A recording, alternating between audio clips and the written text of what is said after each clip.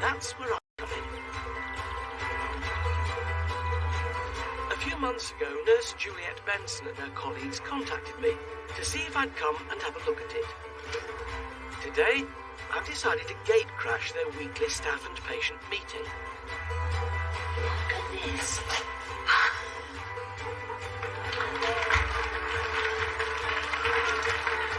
Hi, hello.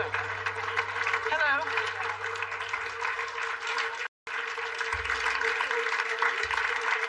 Is Juliet Benson here?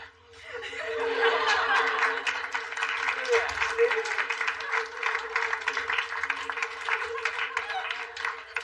Now, Juliet, you've got a lovely shade of pink. Tell me about your job here. What do you do? I'm a nurse working in the palliative care centre. Right. Patients come in and spend the day with us. But you find time still to do a bit of gardening as well? I do. What do you do? I look after our little garden just outside of the centre with my husband. So you've done a small area of garden, right? Yes. How would it be if we took another area, a larger area, and made a garden there, a garden which would encourage wildlife, you like butterflies and bees, with lots of flowers as well? How would that be? Yes. Good idea? Yes.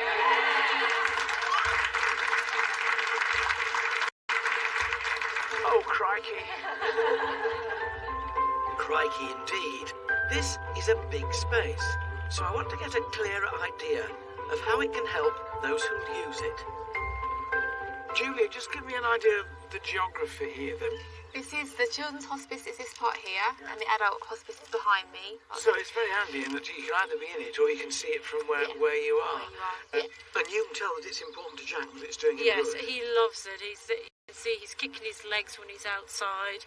He loves listening to the sounds around him, and it really helps with them healing. You know, it's very, very important. One thing we will need to do something about is this building. Right now, it's adding nothing to the garden.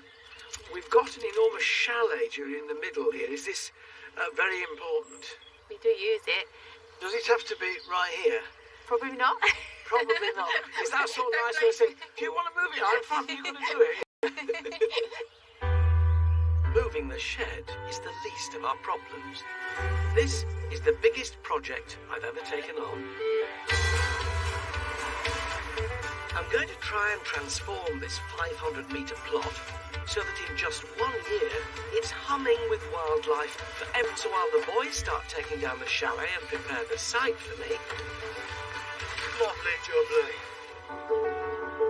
I'm heading to nearby Harlenden in search of inspiration. I've heard about a garden that's buzzing with life and is bang smack in a row of terraced houses. Some people imagine that in order to have a wildlife garden, you've got to fill it with nettles and brambles and, well, weeds. But behind this little house, there is proof that there's a very attractive alternative.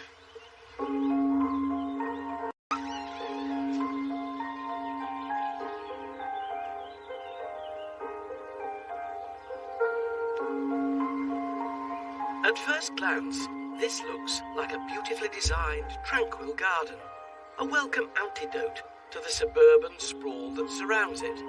It oozes serenity, a perfect spot in which to retreat from life's pressures.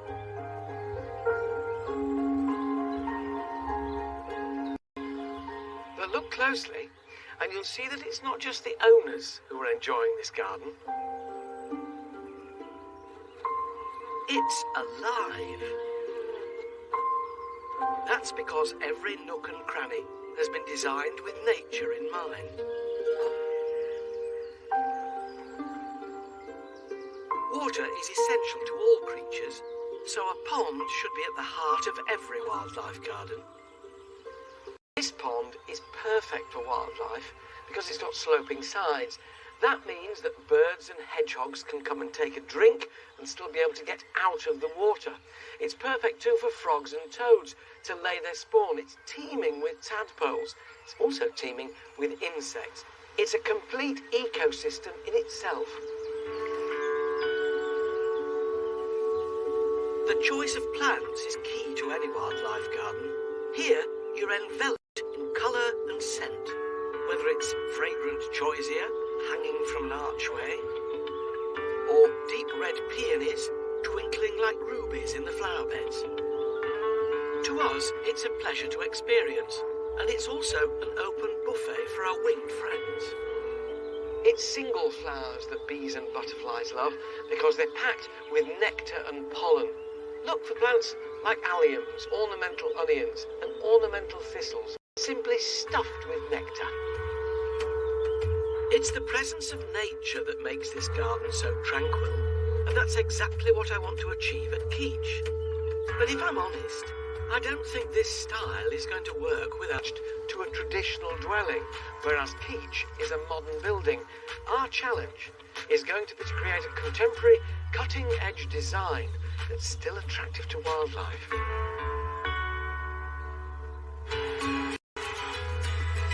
And back in Luton, I'm keen to share my thoughts and start planning with David, Katie and Francis.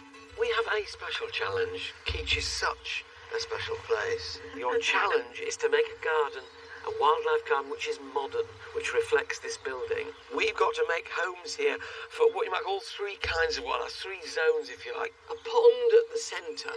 All wildlife needs water, so we've got to get water in there. We've got to make plenty of attraction for birds in terms of nesting sites, all that kind of thing. We've got to get insects in. I'm a bit of a secret twitcher, Alan. You can get cream Not for secret that, anymore, I suppose. But all these mature trees along the edge here, I'd like to kind of use those habitats, existing habitats for birds, and bring the birds right into the garden. But the major plus we've got is we've already got... So while I do that, here's a look at how I'm hoping my Keach wildlife garden will turn out. In order to draw as much nature as possible, we're creating 3 separate zones in the garden. 4 giant circular gabions will be filled with material and plants to attract local bugs and flying insects. Our supersized pond, flanked by a viewing platform, should be a magnet for local amphibians and thirsty mammals. And finally, we're hoping to create our very own bird city by adding giant trees and freestanding bird tables. Once all the features are in, the whole garden will be planted with nature in mind, so the more it matures across the year, the more the wildlife will come. But at this rate, we'll still be building it in a year. Right. Is that enough for you? It's enough. Thank you, David. Good. You are released. Thank you. Katie's got a real challenge on her hands. I want these beds to fit with our contemporary feel. I'm trying to create real symmetry around the bed, so starting off at the top, working out in concentric circles on these solid blocks of colour and form. And not only that, she needs to make sure they offer food and shelter all year round. And this is porcupine grass, and it will get to about 1.2 metres tall, and it has fantastic hollow stems. So in the wintertime, all the creepy crawlies can hibernate in there. And then when it flowers, its seed heads are really fluffy and frondy. So on a windy day like today, they will be lovely blowing in the breeze, but the birds like them to use them for nesting material. I've got lots of blues, which insects love and kind of really gravitate towards blue and purple. And then I've got white and lots of green. So it's a really limited palette, which will give a really contemporary feel to the bed. The last couple of things I've put in are these lamiums, and they have these really big throats full of nectar that the bees can get in, and Dischampsia, which is later flowering, and it's quite frothy and see-through. So it is a bit taller at the front, but you can still see the tiarella and the alliums through it. While Katie cracks on, David's moved on to his next project. By placing a wooden pergola over the existing path, he'll link it to the rest of our design. Once it's planted with honeysuckle and ivy, it'll become the perfect wildlife walkway. Well, that's not bad at all. That's perfect in there. Meanwhile, Francis and I have taken a special delivery. Oh, sorry, I'm sorry. You're right. Women drivers. Don't say that. Wind that whips across the neighbouring fields. So we're planting a line of hedgerows between the boundary and the path. You can do the long bit. Always a bit wobbly. Look how bent that one is. And that's only a metre. Yeah, that was you. You wanted that I curve. didn't mention that. No, you did. I didn't notice it either. It looks like a crescent moon, yours. It's organic looking. It's natural. All right. Find yourself an organic and we'll start the hair trade.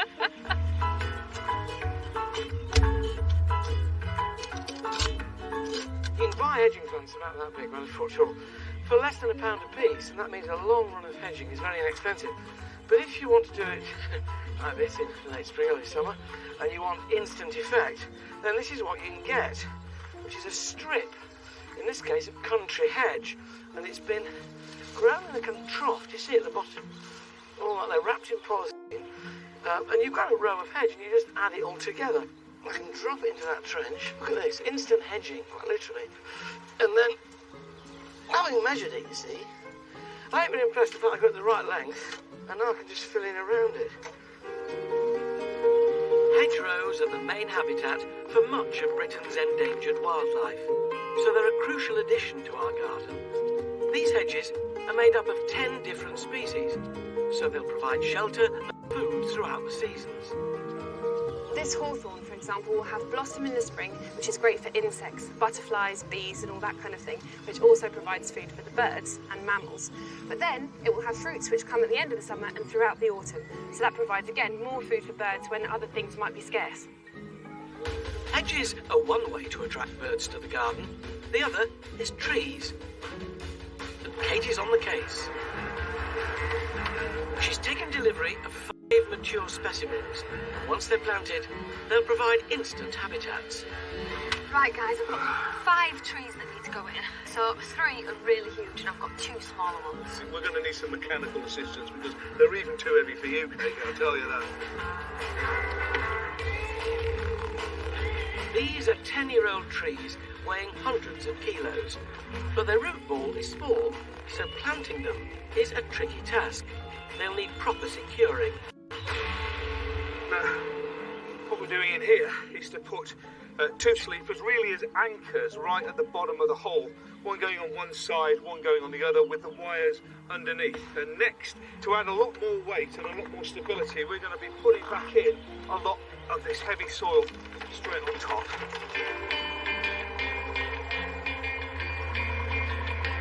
Once the trees are in, the wires are tightened to keep their roots weighted down, and our prized specimens will be secure.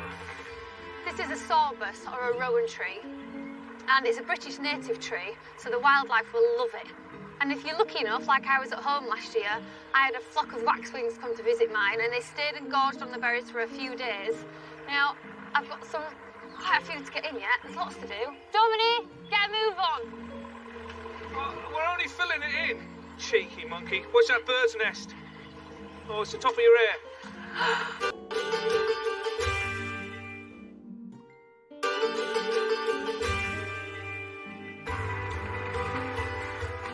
We're halfway through building our garden at Keach Hospice. The long-term aim is to bring wildlife to this suburban plot over the next year. But what I'm realising is that the hundreds of patients and staff here really need their garden now. Unlike many hospices, Keach provides care for adults as well as children, some of whom are coping with the physical and emotional effects of a terminal illness. Many of them choose to spend their final days here, so providing a place for reflection and contemplation could make a huge difference. Last year, 59-year-old George Thomas was diagnosed with cancer and has since been told he's unlikely to recover. How important is this place to you? Very important, because initially when I got the news, my first thoughts were to die at home. I mean, I felt that I wanted to be with my wife and my family and to be there and be cared for by them. But when I came here on my very, very first visit, it changed my mind, because I know that my last days here, I am going to be comfortable, I'm going to be looked after in a way which will take away the pain, all the distress, it'll keep my dignity. When your time is limited, does it give you a greater sense of perspective? Yes, it does. I mean, I've watched the rape growing around recently, and basically the colour, the warmth, the brightness, the smells, they've all been things that I've been sucking in and absorbing because they not have much longer to go. So this garden that we're making now will play a role in that? A major role, to actually have that ability to go out and basically enjoy the outside. And here, what you're doing here today, it's just phenomenal. George, importance of nature, both in terms of what it gives to us, but also what we can give to it. And it highlights the importance of a garden like this at a place like Keach. We've got to get it right. One of the most treasured sounds in any garden is birdsong. And the last of our bird-friendly trees is going in. This mountain ash is younger than the others, so it just needs a stake to keep it secure. So simply by putting a stake in and securing it does a couple of really good things. For a start off, it means that there's no rocking and the roots are not getting disturbed at the bottom, and two, it's holding it really rigid, so there's no sort of gale snapping the tree.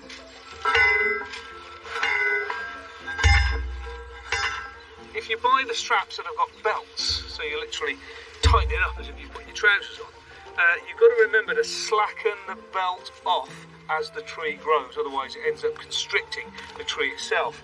If you're concerned about that, what I use at home is an old pair of socks or tights, once round the tree, then a knot, then round the stake, and as the tree grows, the tights or socks stretch with it and will eventually perish. Nice tip, David. Didn't know you wore tights. While I wait for Bedfordshire's finest to finish filling my pond, I'm turning my attention to the shady part of the garden, over by the adult wing of the hospice. I'm building a stumpery, using tree stumps interplanted with a variety of ferns. They look superb, just plonked like that, and they give you pockets in which you can plant. And this is the kind of variety of foliage that you're dealing with. The hart's tongue fern, heart being a deer, H-A-R-T, and this Blechnum, the hard fern, all good for crevices and crannies where it's shady and damp. And then these frothy and crested kinds, all of them giving a certain softness to this. I don't want to cover the stumps up too much because they're so beautiful, so the key is going to be getting the balance right. The joy of ferns is that they thrive in areas where other plants may struggle, but once established, they'll virtually look after themselves. Look, this is promise. Look at these new fronds, crowsy as they're called, because they look like a bishop's crook. And that's the new foliage that's going to be fresh and green and beautiful this year. Really enrich this earth with lots of planting compost, so it's so organic, so spongy that you almost feel you could eat it. So as being good for the insects and of course the fungi which will grow on these stumps as they start to break down, tiny insects, and make this whole sort of circular system go round. I'm rather pleased with this.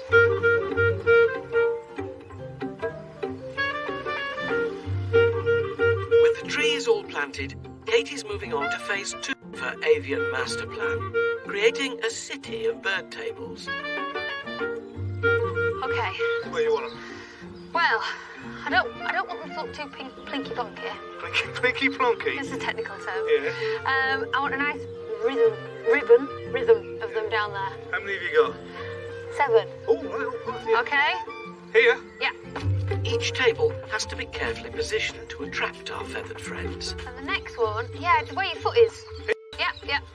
Got 1, 2, 3, 4, 5. Next up. Okay. And then I'm going to put the last one near that seating area there. About here, you reckon? Yeah, about there. Lovely, that's a lot then. Yeah, that's pretty good, isn't it? It's spot on. So here's the aperitif.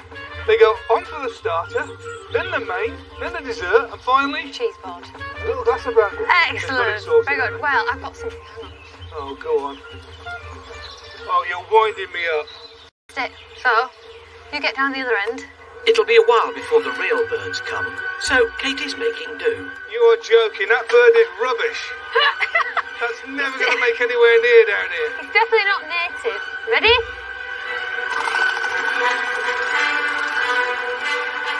Straight into the pond. No. That's rubbish. We'll try again.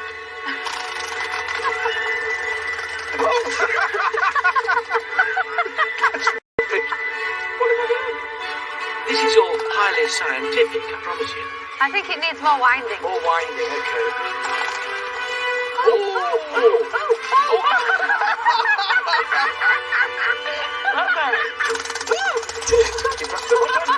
I'm glad we got these birdhouses in the right direction then.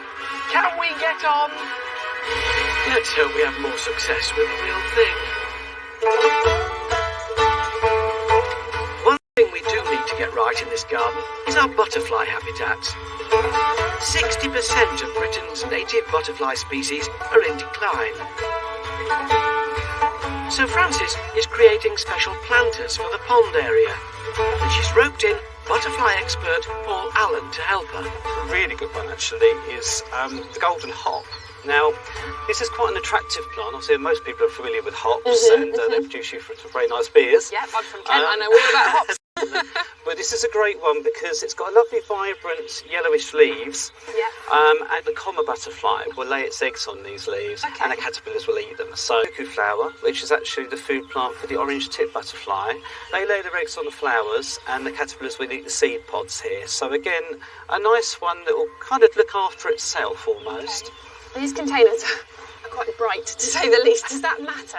That's not a bad thing because a female butterfly, once it's mated, sees green far more than she did before she mated. Really? So the thing is, she's seeking out her food plant. She'll be attracted naturally to green. So if you're green containers with her food plants in it too, it will get her investigating the area and hopefully laying her eggs as well. With David hammering in the last of the bird tables, I've stolen the girls away so we can get stuck into the pond. Okay, be honest then. Does my bum look big in this? Wonderfully pert, Mr. Titty Oh, Mouse. But someone's forgotten their waders. Well, you're not going to go all the way, are you?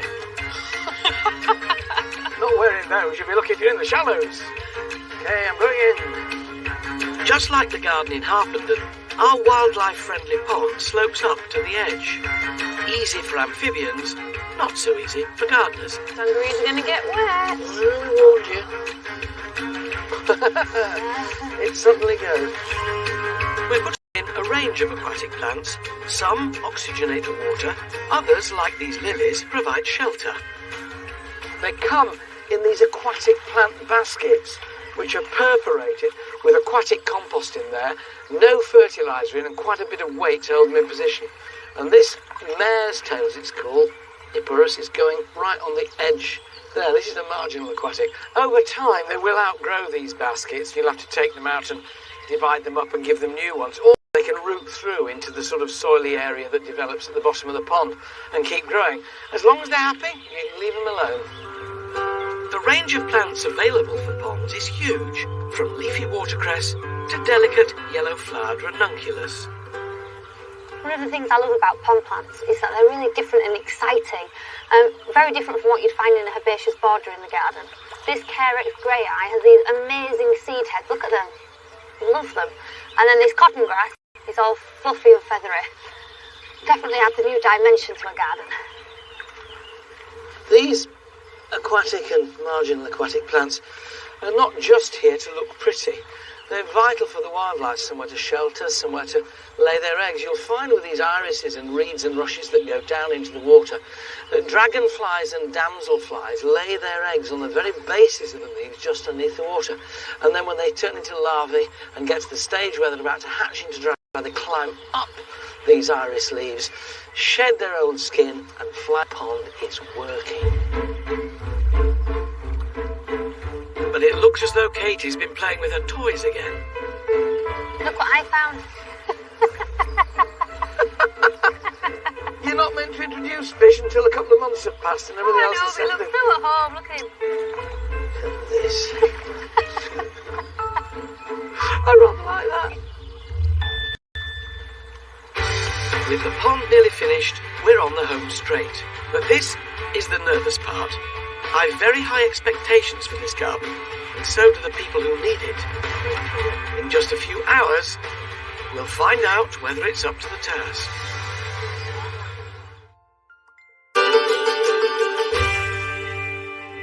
Oh, what a glorious thing to be a healthy grown-up. Here at Keach Hospice, it's all hands to the pumps.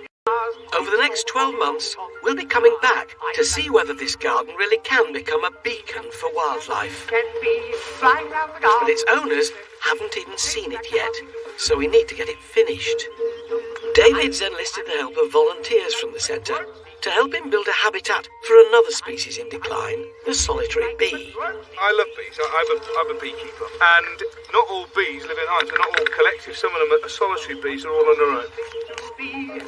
They may be less well known than their more sociable cousins, the honeybee or bumblebee, but they play a vital role in pollinating plants.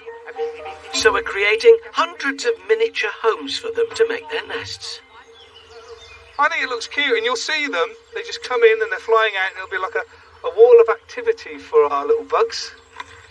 We've put an awful lot into this garden, but we only need to look at the path that was here before we started to realise how important it could be. We're very conscious of taking great care of this pavement that we've had to walk on, because that's what it's here for, because it's absolutely covered with messages from people whose loved ones have been through Keach and are probably no longer with us.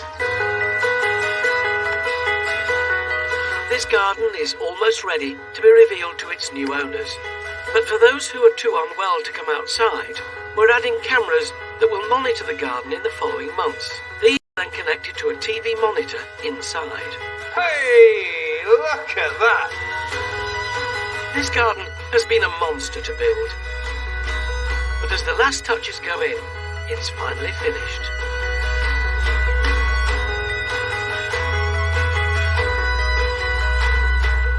This was a really big garden. I mean, a big commitment here. And there were times I thought, we're never going to do it, or it's absolutely huge. He has such faith in us, doesn't he? Cast some light on what's happened. Won't be the fox. We can't pin it on the local cat. There, caught bang to rights. Badgers. To help figure out what's attracting these hungry prowlers, Katie's asked Dominic Dyer from the Badger Trust to look at the footage. Do you know why they're coming in? They were never here before. Well, there's badger sets in the area, and they're coming in here because they're finding grubs, they're finding worms. It's a food source at this time of the year, particularly when they're about to have their cubs as well. And they look like they're enjoying themselves. They there. do. No. The word badger is said to come from the French word for digger, and it's easy to see why. Our bed stood no chance against their powerful claws. Let's go see where they're coming from then. For George in his final hours. How do you look on this place now, in this garden? Do you see it as a sad place? No, I still see it as something that, he got involved in, and I can feel that Dad's part of this. Is this garden a place where you'd like to come back to? Yeah, we've been here between last year and this year. We came through the Christmas carols at Christmas and had a little sneak around. They're trying to direct us through the building. My mum wanted to sneak out and see the garden, because for her as well, that is a memory for her now. And this will be somewhere where she comes and remembers my dad. So the garden means you can remember him happily, rather than remembering the sadness? Yeah, he was up and at it. He had a bit of energy that he didn't have for those last months, and it came back to him. And that's really important. I'm seeing a part of him that we didn't see a lot in those last few months, but when I look at the garden, I'm kind of seeing that flourish back into him that we kind of lost. So that was really nice to see him that way towards the end. When we began this project, I wanted to prove that you can create a home for wildlife, no matter where you are. And for better or worse, I think we have. But what I wasn't prepared for was how much the garden would help those who, in their time of need, truly appreciate the value of nature. Till next time on Love Your Garden. Bye-bye. Tomorrow night, Callum's looking for trouble Coronation Streets at 7:30. And Thursday at 9, Julia Bradbury's back exploring the wonder of Britain. Here tonight, which is best, private or state? All new school swap, the class divide is next.